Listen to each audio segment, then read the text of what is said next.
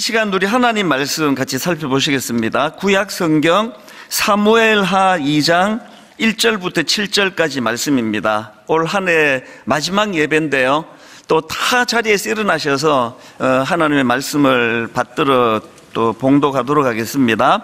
구약 464페이지에 있는 사무엘하 2장 1절부터 7절입니다. 한 절씩 교독해서 읽겠습니다.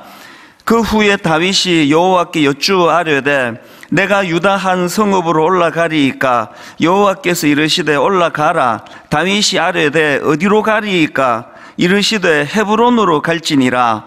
다윗이 그의 두 아내 이스라엘 여인 아히노암과 갈멜 사람 나발의 아내였던 아비가일을 데리고 그리로 올라갈 때에 또 자기와 함께한 추종자들과 그들의 가족들을 다윗이 다 데리고 올라가서 헤브론 각 성읍에 살게 하니라.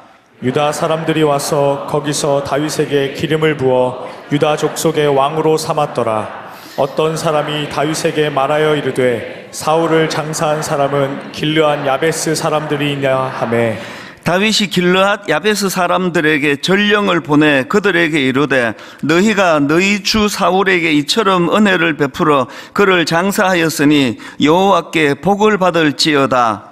너희가 이 일을 하였으니 이제 여호와께서 은혜와 진리로 너희에게 베푸시기를 원하고 나도 이 선한 일을 너희에게 갚으리니. 같이 읽습니다. 이제 너희는 손을 강하게 하고 담대히 할지어다. 너희 주 사울이 죽었고 또 유다 족속이 내게 기름을 부어 그들의 왕으로 삼았음이니라 하니라. 아멘. 네, 자리에 앉아 주시기 바랍니다.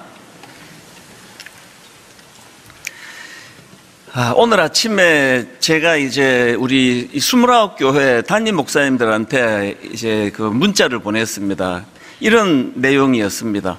작년 이맘때 이제 일만서도 바수 운동을 앞두고 막 29 목사님 모두 다, 그리고 또 그 전부 다 이제 불안하고 두렵고, 이제 작년 이맘때니까요. 이제 일만성도 파수 운동이 이제 스타트가 되는 해인데, 과연 이제 이게 잘 될 것인가, 또 어떤 문제가 난관이 또 찾아오면 어떻게 할 것인가, 이런 것 때문에 그 29 그 당시 예비 담임 목사님들이 굉장히 불안해하고 두려워하던 때였고, 저 역시도 마찬가지였습니다. 그래서 제가 그때 이제 그 작년 연말에 29 목사님들한테 이런 이야기를 했습니다. 굉장히 담대하게 이런 말을 했습니다.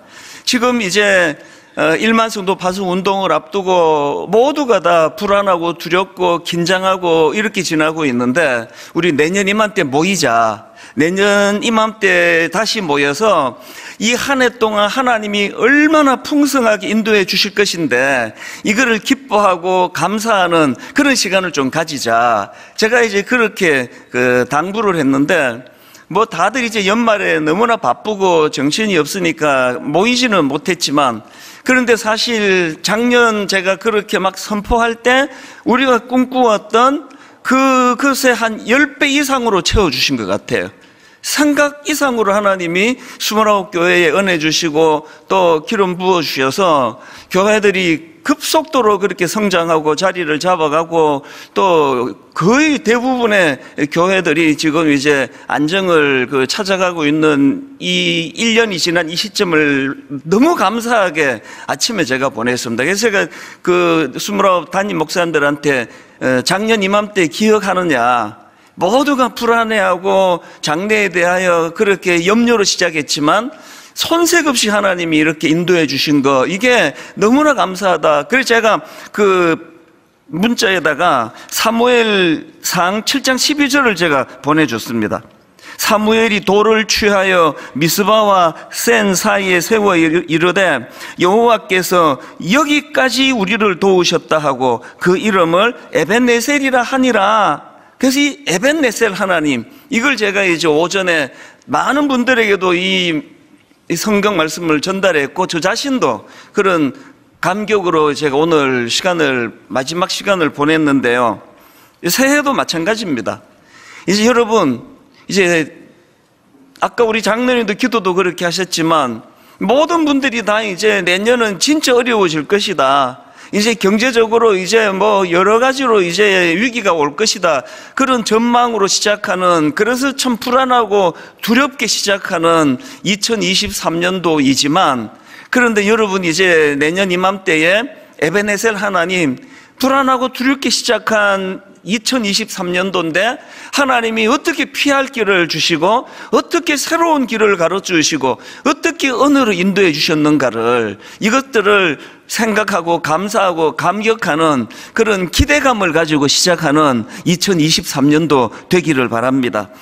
사실 저는 개인적으로 이 새해가 굉장히 비장합니다. 왜냐하니까 사실 이제 2달 전에 있었지 않습니까? 이제 담임 목사 재신임 투표가 있었고, 이제 이게 제 생애 마지막 투표였잖아요. 이제는 아무리 재신임을 해도 이제 그 다음 텀에는 제가 없습니다. 그래서 이제 이 마지막 남은 텀의 시작이라 생각하니까 굉장히 비장해지는 것을 느낍니다. 이제 시간을 허투루 쓸 수가 없는 거예요. 제 40대 한 중반까지는요, 송구 영신 예배 때 매 이런 농담을 했습니다. 뭐 인생 별거 있습니까? 이제 뭐 송구 영신 예배 이거 한 20몇 번 드리면은 저도 이제 말이 버벅거리지. 하여튼 뭐 저도 이제 이거 다 내려놓고 뭐 또 물러가고 그럴 거 아닙니까? 이제 그렇게 하면 다 웃고 그랬는데요. 언제부턴가 내가 그 농담을 안 해요. 왜? 이게 실제가 돼버렸습니다. 인생 별거 있습니까? 이제 뭐 이렇게 한 몇 번 하고 나면은 저는 이제 이 자리에서 사라져야 되는, 이런 생각을 하면서 이제 한 해를 보내다 보니까 정말 한편으로는 하나님 앞에서 진짜 겸손해지는 걸 느끼고요. 이 별거 없는 거예요, 인생. 그러면서 또 다른 한편으로는 마음에 굉장히 비장해지는 걸 느낍니다. 어떨 때는 그냥 시간이 아까워요. 그래서 제가 그런 그 농담들은 요즘도 자주 합니다. 난 정말 월요일도 난 교회에 나 출근하고 싶다. 왜냐하면 이제 몇 년 지나고 내가 은퇴하고 나면은 이제 뭐 원로 목사가 되면은 자꾸 교회에 나타나면은 저 사람은 은퇴했는데 왜 자꾸 나타나? 이러실까봐 마음껏 교회를 출입해도 되는 이런 시간들을 제가 더 활용하고 싶은 마음을 가지고 있습니다. 그래서 이제 새해에 저도 굉장히 마음이 비장하고 정말 한번 하나님께서 새로운 부흥의 역사를 허락해 주셔서 하나님께서 이 2023년도는 분당 우리 교회 그 역사의 기록에 잊혀지지 않는 그런 부흥의 한 해가 되기를 원합니다. 이 꿈을 같이 꾸기를 원하고요. 또 모든 우리 성도님들도 여러분 개인과 가정에 지난 한 해 에베네셀 하나님 그렇게 인도해 주셨다면 새해에도 갑절의 은혜로 저와 여러분을 인도해 주시기를 바라고 그렇게 기도하는 한 해가 되기를 바랍니다. 제가 오늘 이런 면으로 이제 이 말씀도 참 비장하게 제가 묵상을 해왔는데요. 그 독일의 시인 괴테가 이런 명언을 남겼다고 합니다. 첫 단추를 잘못 끼우면 마지막 단추는 끼울 구멍이 없다. 이게 좀 뻔한 이야기 아닙니까? 첫 단추를 잘못 끼우면 마지막 단추는 끼울 구멍이 없다. 제가 이런 말을 했으면 아주 뻔한 얘기 왜 해? 이러실 텐데요. 괴테가 했다 그러니까 이게 명언이에요. 이 첫 단추를 잘못 깨면은 마지막 단추는 끼울 구멍이 없다고 하는 이런 그 내용을 제가 이제 인터넷에 떠도는 글인데 이거를 제가 찾아 읽었는데요. 그 다음도 한번 들어보십시오. 인간을 가리켜 이성의 동물, 지혜로운 동물이라 합니다. 그 지혜 중에 가장 중요한 지혜는 새 출발의 지혜입니다. 시작이 가장 중요하듯이 첫 발을 내딛는 마음 그 자체가 중요합니다. 노자는 천리길도 발밑 한 발짝에서부터 시작한다 이렇게 말했습니다. 길을 잘못 들면 아무리 잘 뛰어도 소용이 없다 이런 격언도 있습니다. 하루 계획은 아침에 있고 한 해의 계획은 봄에 있고 인생의 계획은 청소년 시절에 있다고들 말합니다. 그만큼 시작이 중요하다는 뜻입니다.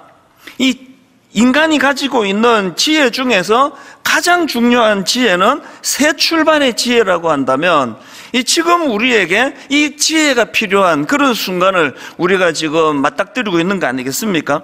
제가 조금 전에 인용했던 그 괴테의 말이요, 첫 단추를 잘못 끼우면 마지막 단추는 끼울 구멍이 없다. 제가 읽은 글에서 이 말의 의미를 두 가지로 분석하는 걸 봤는데요, 하나는 이 말의 의미는 이 시작이 그만큼 중요하다, 이걸 강조하는 명언이고요. 그런가 하면 또 다른 하나, 이 말의 의미는 모든 일에는 순서가 있다는 것입니다. 이 괴테의 말은 좀 뻔한 얘기인데 이런 생각을 했지만 이 분석이 저에게 참 와닿았습니다. 그 시작이 중요하다는 말, 이거 정말 동의가 되는 거 아닙니까? 그런 경험 종종 우리가 겪지 않습니까? 이게 첫 단추를 모르고 하나 어긋나게 끼우면 둘째 단추부터 다 자동적으로 어긋나는 거거든요. 그래서 이게 첫 단추를 잘 끼우면은 나머지는 그냥 자동적으로 또 잘 끼워지는 거기 때문에 이 첫 단추를 잘 끼우는 게 중요하고, 그런가 하면은 모든 일에는 순서가 있다는 이 말도 참 동의가 되는데요. 그래서 이제 이 새해에는 우리가 이제 1월 1일부터 첫 단추부터 칠서정연하게 잘 끼울 뿐만 아니라 이제 올 한 해는 칠서정연한 삶을 살게 돼서 그렇게 참 하나님 보시기에 이런 그 아름다운 그 칠서정연한 그런 새해가 되기를 바랍니다. 이런 의미에서 제가 오늘 그 본문 말씀을 이제 이런 관점으로 좀 살펴보기를 원하는데요. 자, 오늘 본문 말씀을 이렇게 시작합니다. 사무엘하 2장 1절. 그 후에 다윗이 여호와께 여쭈어 아뢰되 내가 유다 한 성읍으로 올라가리이까 여호와께서 이르시되 올라가라. 다윗이 아뢰되 어디로 가리이까 이르되 헤브론으로 갈지니라. 자, 이 말씀의 배경이 어떤가 하니까요, 여기 맨 앞에 이제 그 후에 이렇게 말씀을 시작하잖아요. 이 그 후에라는 접속사가 어디랑 연결이 되는가 하니까 바로 그 앞에 나오는 사무엘하 1장 1절을 보십시오. 사울이 죽은 후에 다윗이 아말렉 사람을 쳐 죽이고 돌아와 다윗이 시글락에서 이틀을 머물더니, 그러니까 오늘 이 본문 말씀은 그동안 다윗을 집요하게 괴롭히던 사울, 그 사울이 죽는 시점을 배경으로 하고 있는 거예요. 이게 지금 다윗 입장에서 보면은 너무나 고통스러웠던 과거와의 단절이 일어나는 거예요. 과거와의 단절이 일어나고, 그리고 다윗 입장에서는 이제 통일 이스라엘의 2대 왕으로 등극하는 새로운 시대가 열려지던 그 출발 지점에 서 있는 거예요. 송구, 영신, 옛 것은 흘려보내고 이제 새 것을 받아들이는, 그래서 지난 시간은 흘려보내고 새로운 해를 우리가 기다리는 이 시점하고, 다윗에게 있어서 집요하게 괴롭히던 사울 왕이 죽음으로 이제 괴롭히던 과거는 흘려보내고 이제 왕으로 새로운 꿈을 꾸는 그 출발 지점에 있는 것, 이게 좀 닮아 있기 때문에 제가 이 본문을 제가 이제 묵상을 하기 시작했는데요. 제가 이 본문에 나오는 다윗이 참 대단하다고 생각하는 게 뭐냐 하면은, 이제 다윗은 오늘 본문에 나오는 사울이 죽은 후에 이걸 얼마나 오래 기다리며 갈망해 왔겠습니까? 드디어 자기 인생에 그토록 오래 꿈꾸던 일이 이제 일어난 거 아닙니까? 사울이 죽은 후에. 그래서 이제 이미 하나님께서는 사무엘을 통해서 그에게 기름 부어주셨고, 백성들도 모두가 다 지금 다윗을 원하는 이런 절호의 기회가 찾아왔거든요. 그리고 또 다윗 입장에서는 사무엘을 통해서 하나님께서 그를 왕으로 점지하고 기름 부어주신 이후로 몇 년의 세월이 흐른지 아십니까?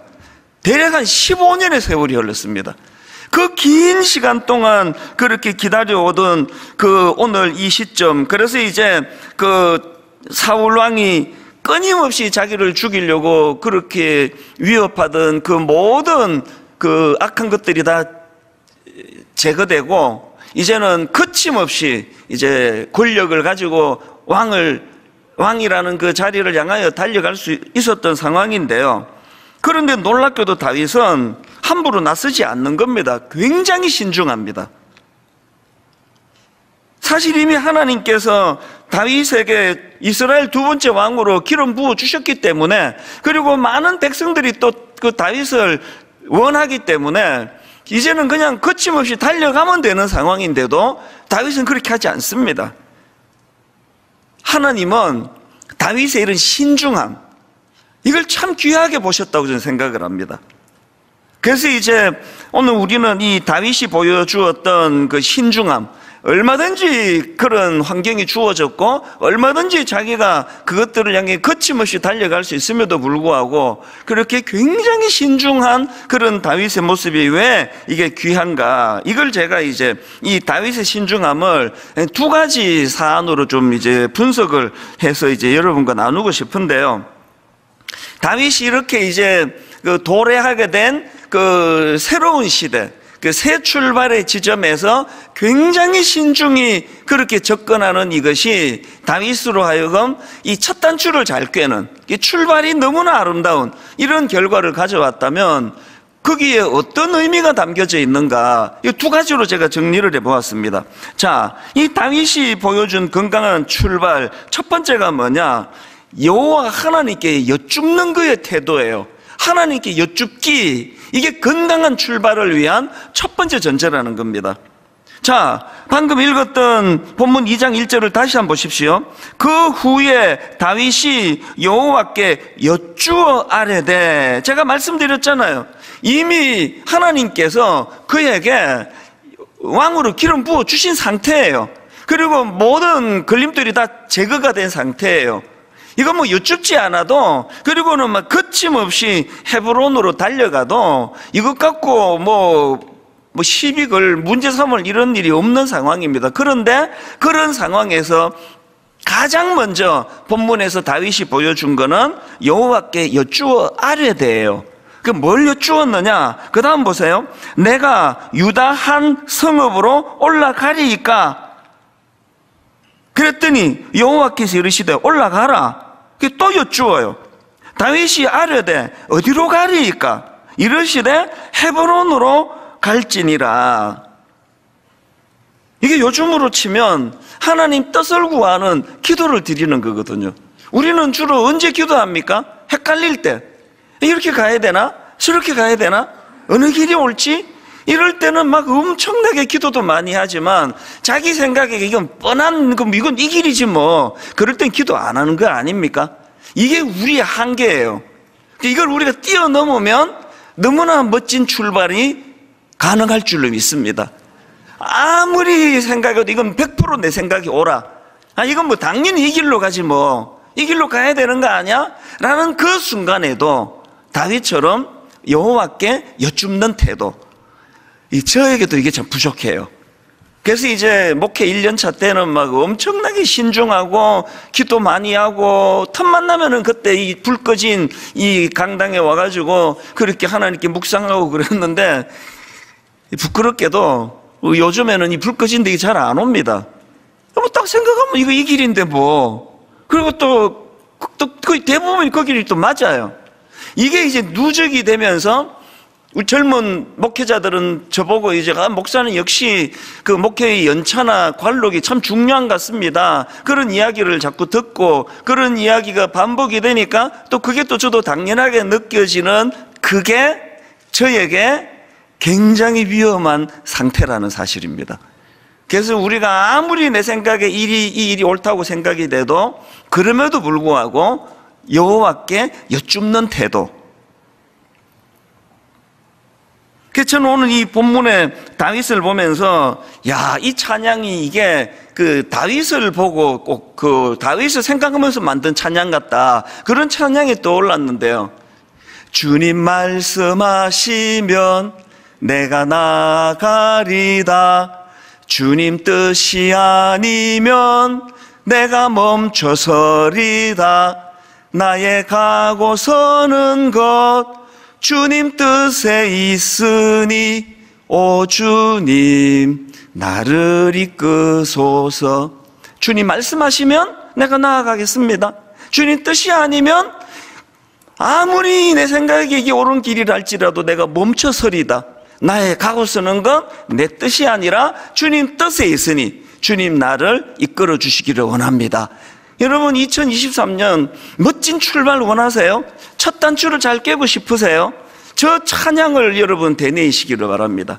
항상 주님 앞에 여쭙고 주님께 아뢰고 교육전도사 목회 1년차 부들부들 떨면서 하나님께 아뢰며 기도했다면 목회 30년차, 40년차 시간이 가면 갈수록 더 두렵고 떨리는 마음으로 그렇게 하나님께 의뢰하는 이것이 우리로 하여금 첫 단추를 잘 꿰게 만드는 그런 도구가 된다.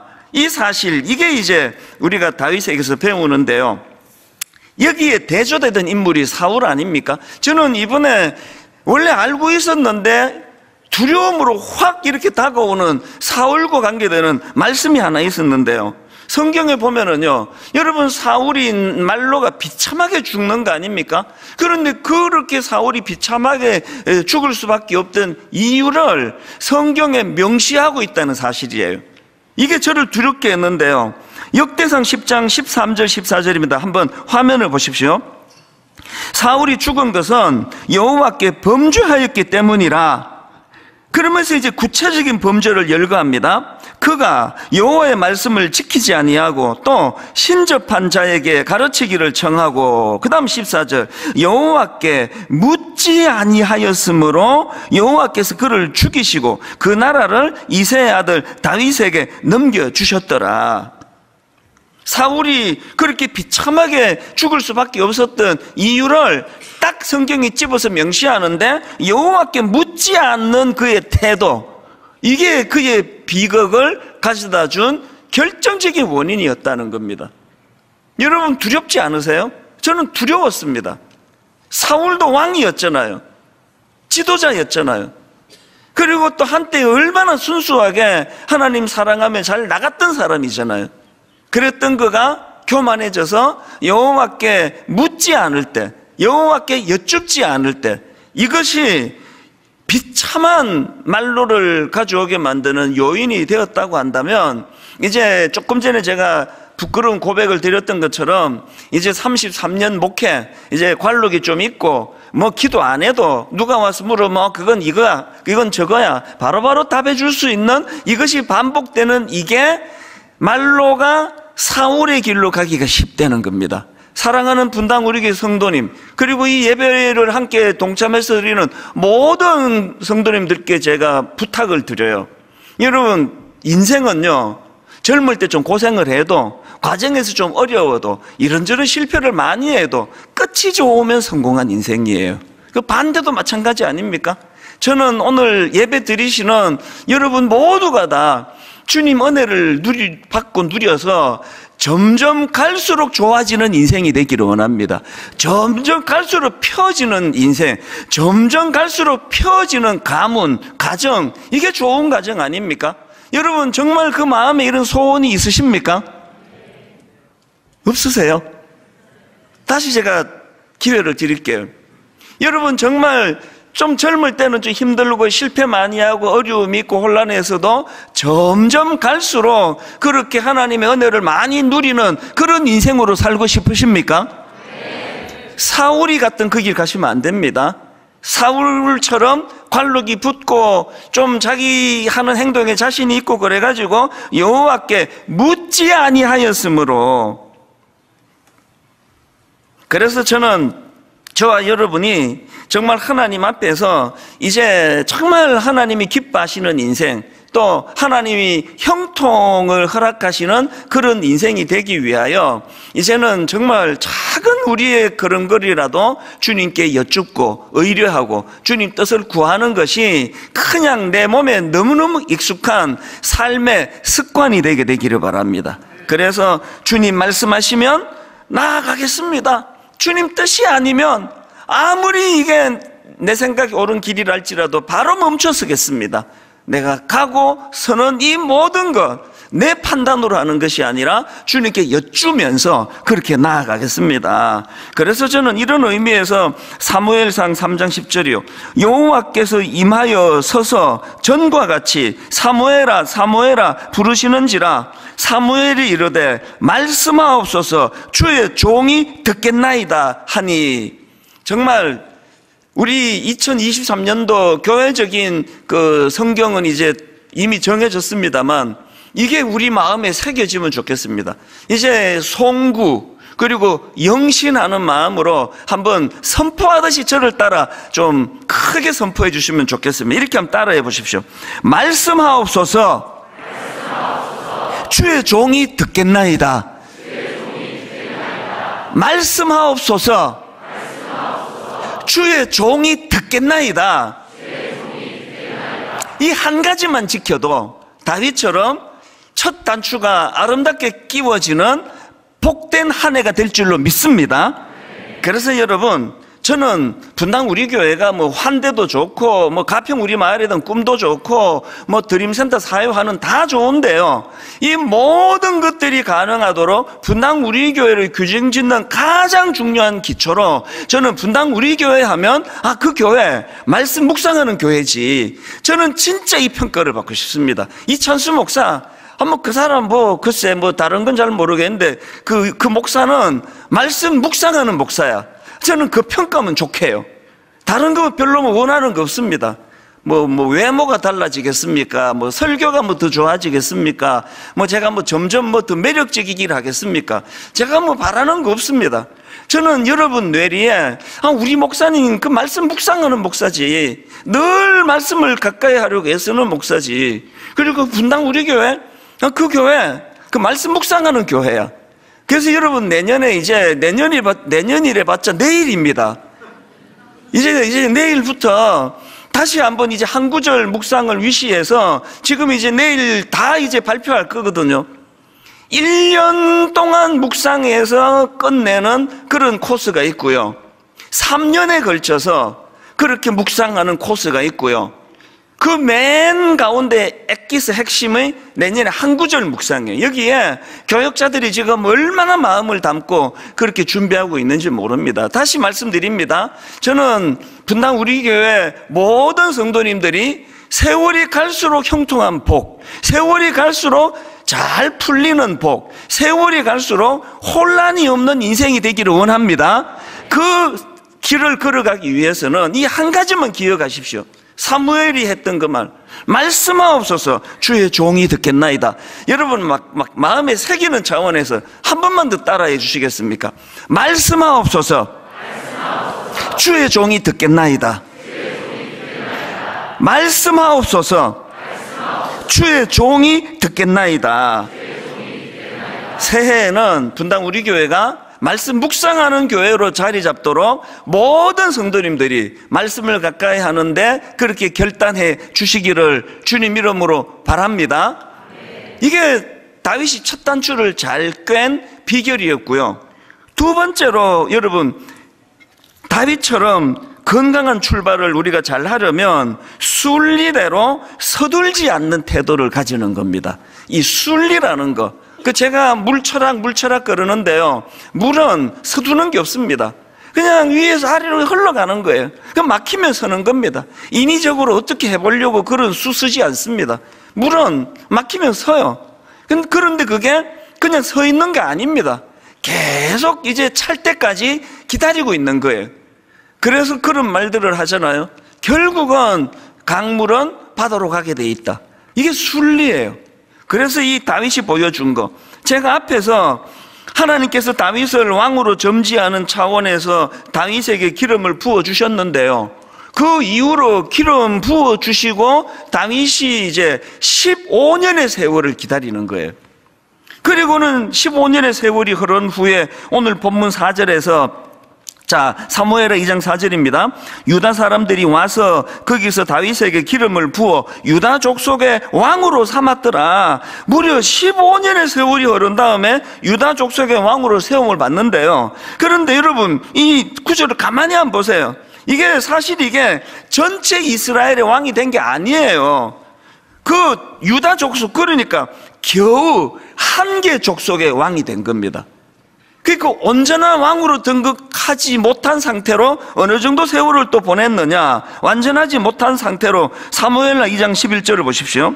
다윗이 헤브론에서 유다 족속의 왕이 된 날수는 7년 6개월이더라.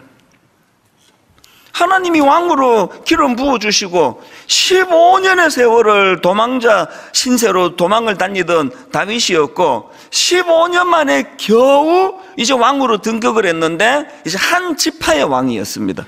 그리고 그 상태로 무려 7년 6개월의 세월을 보냈는데, 그런데 놀라운 건 다윗은 서둘지 않아요. 아니 왜 하나님이 나 왕으로 기름 부으셨는데 겨우 한 지파냐, 12지파 남은 11지파 모두를 내가 강제를 권력을 동원해 군사를 동원해서라도 나는 왕으로 등극할 거야, 이런 태도를 보이지 않았습니다. 그 대신에 다윗은 절대로 서둘지 않는 대신에 철저하게 하나님의 때를 기다리고 있었다는 거예요. 이런 맥락에서 저는요, 여러분 보통 부지런하다 이 말의 반대말이 뭡니까? 게으르다잖아요. 부지런하다의 반대말이 게으르다예요. 그런데 거북이는 느려도 행복하다 이 책에 보니까요, 이 성경에서 부지런하다의 말이 게으르다가 아니라 다른 의미로 사용되고 있다는 것을 제가 책을 통해서 알게 됐거든요. 한번 보시겠습니까? 잠언 21장 5절입니다. 부지런한 자의 경영은 풍부함에 이를 것이나 조급한 자는 궁핍함에 이를 따름이니라. 놀랍게도 성경은요, 부지런하다의 반대말이 게으르다가 아니라 부지런하다의 반대말이 조급하다는 거예요.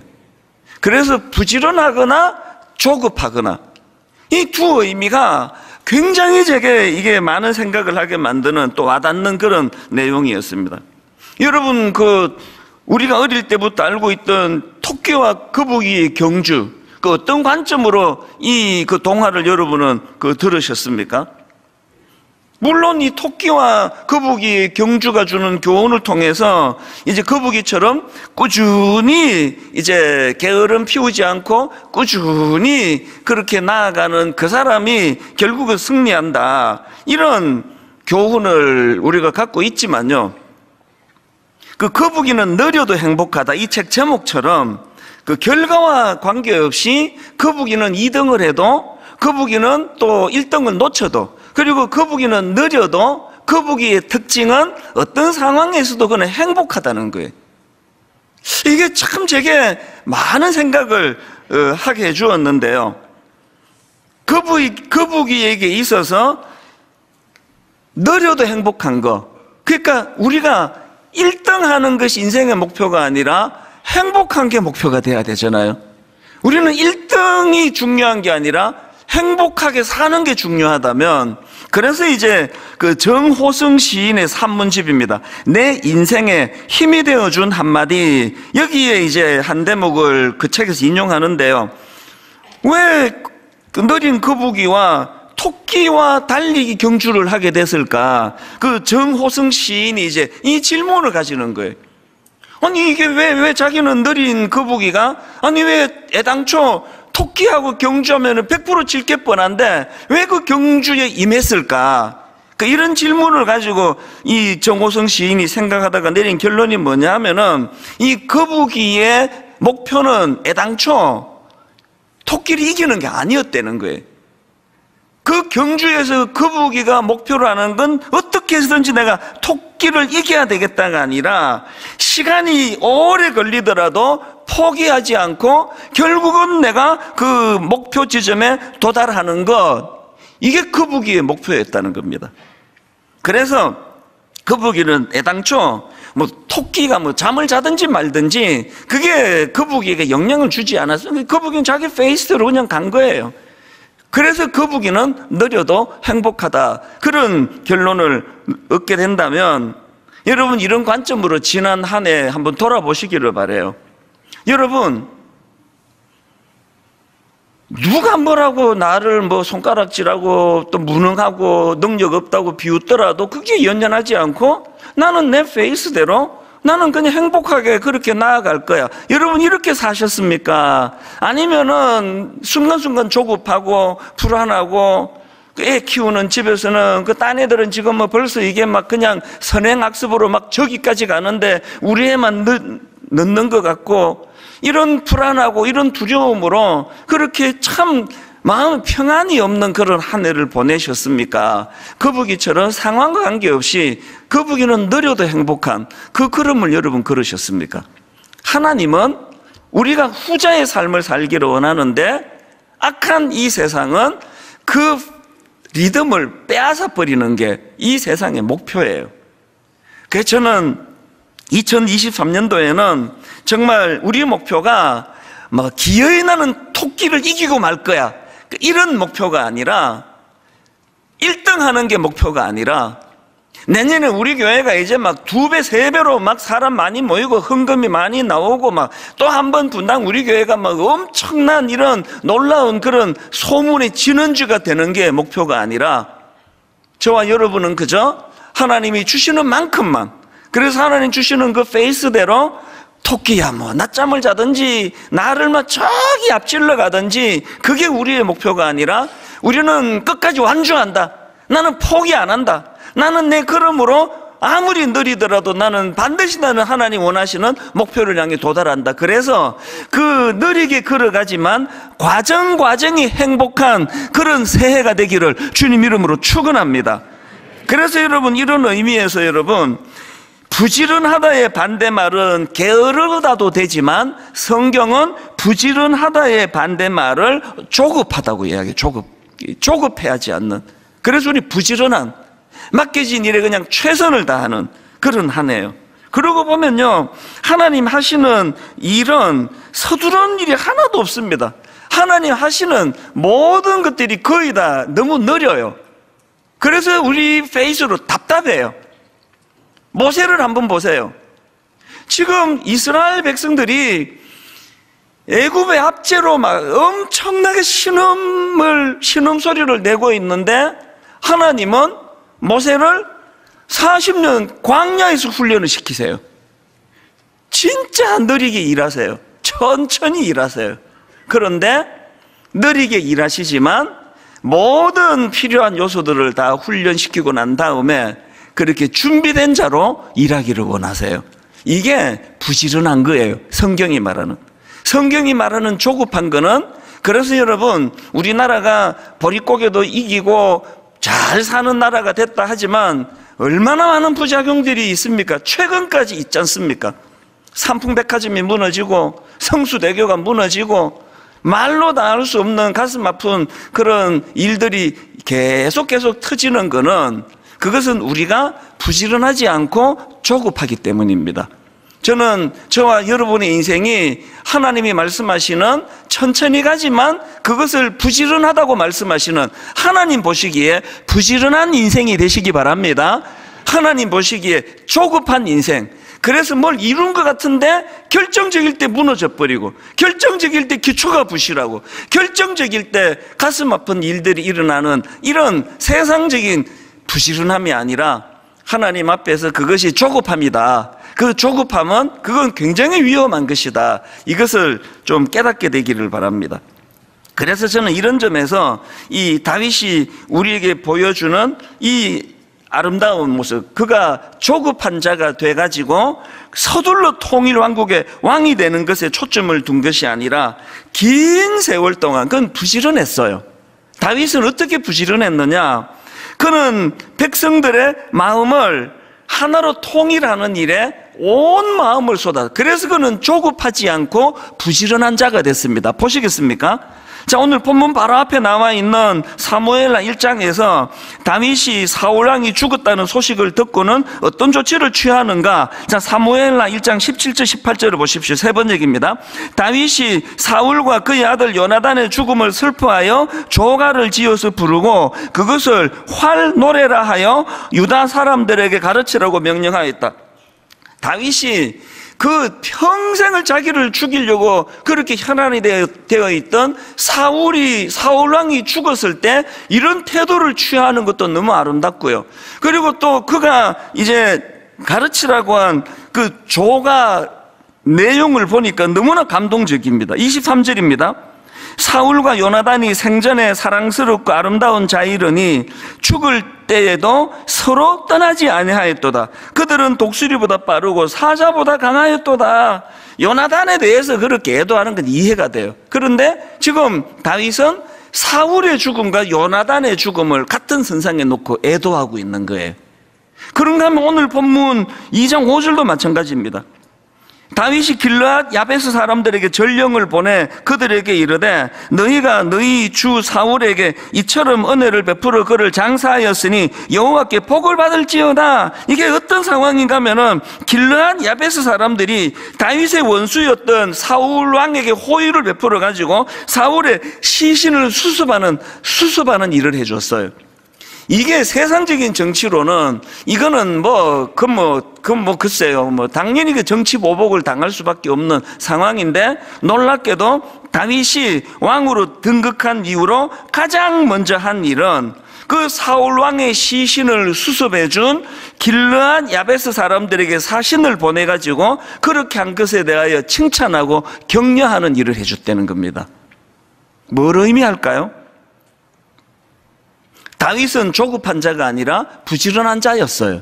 그래서 왕으로 등급하는 일에 서둘러서 그냥 막 생략하고 달려간 게 아니라 왕으로 등극은 천천히 이루어져도 괜찮은데 그 긴 세월 동안 다윗 반대편에 서 있던 족속들, 종족들, 또 사울왕 편에 서 있던 수많은 사람들을 품고 그들의 마음을 얻는 이 일에 최선을 다했다는 거예요.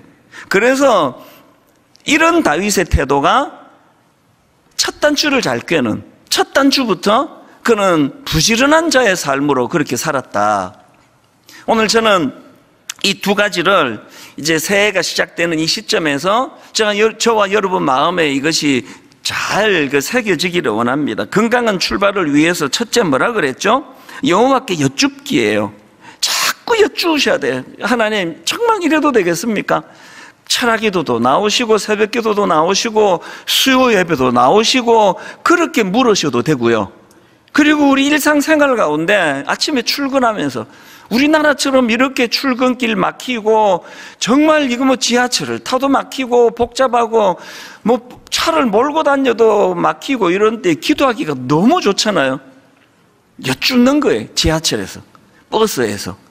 오늘 하루 하나님 제가 어떻게 살아가기를 원하십니까? 어느 길로 가기를 원하십니까? 하나님께 여쭙기. 그런가 하면 두 번째로 순리대로 서둘지 않는 태도 가지기. 그게 조급한 자가 되어 궁핍함에 이르지 않고 부지런한 자가 되어서 참 그 경영이 풍성해지는 자의 길이라는 사실입니다.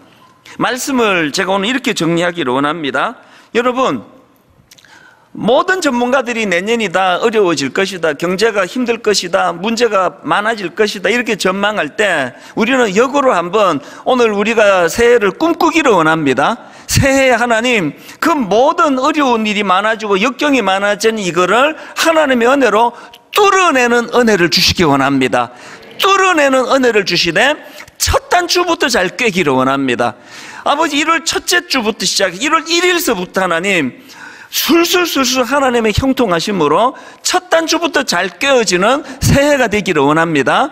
그러기 위하여 하나님께 여쭈어야 됩니다. 하나님께 아무리 사소한 일이라 할지라도 하나님께 여쭙고, 그리고 조급한 자가 아니라 부지런한 자가 되기 위하여 순리대로 서둘지 않는 그런 한 해가 되기를 주님 이름으로 축원합니다.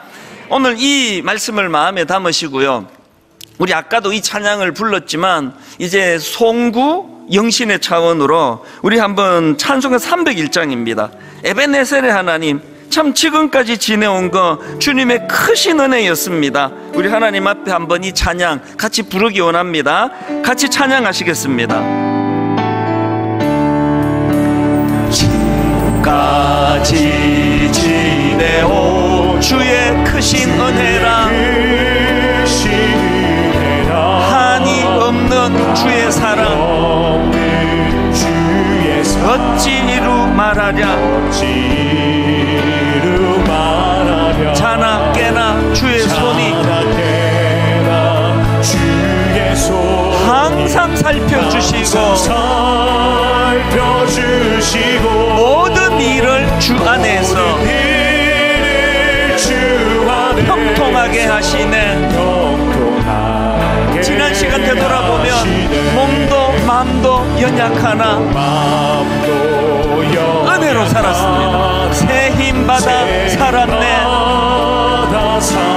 물 붓듯이 부으시는 주의 은혜 족하다. 사랑 없는 거리에나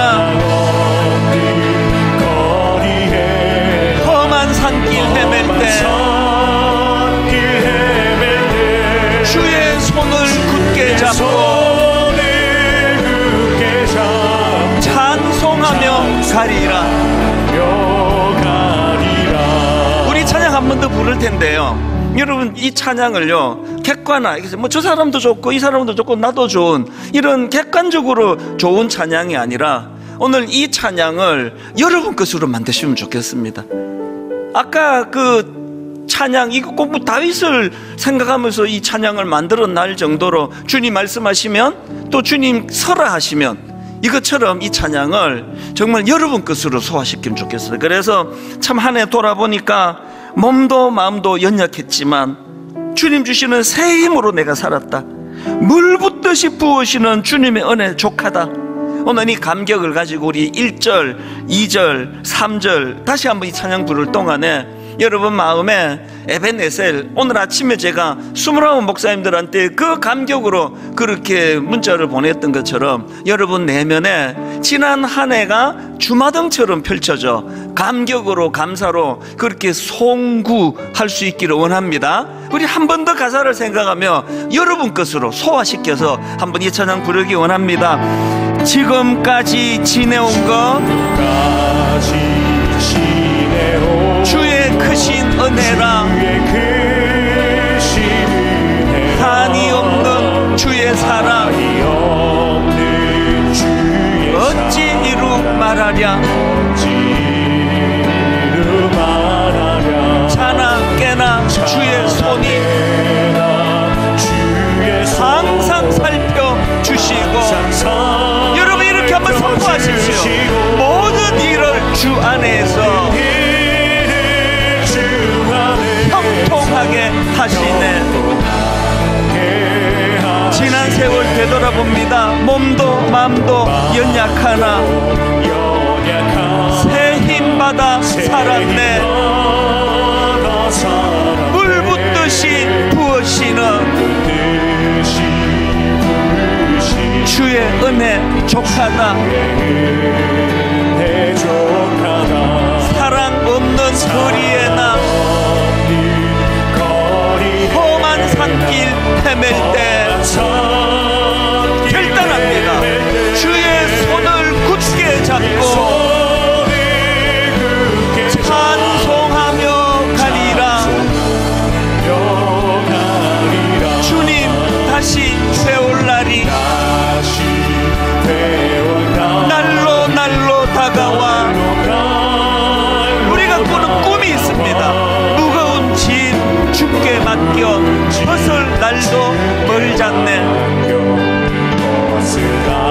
우리가 꾸는 꿈, 나를 위해 예비하신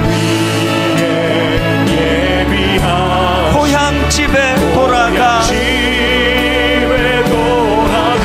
아버지의 품 안에서 영원토록 살리라. 마지막으로 한 번만 더. 주님 다시 배울 날이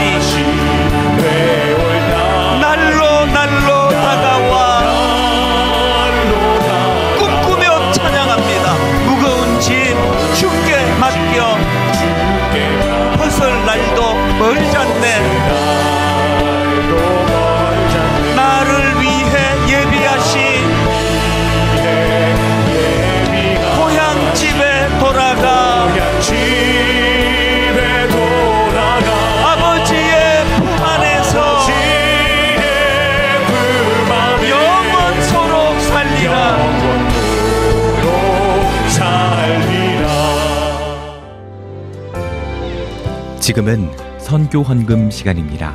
이 예배를 통해 삶 가운데 은혜와 회복이 충만하시길 간절히 기도합니다.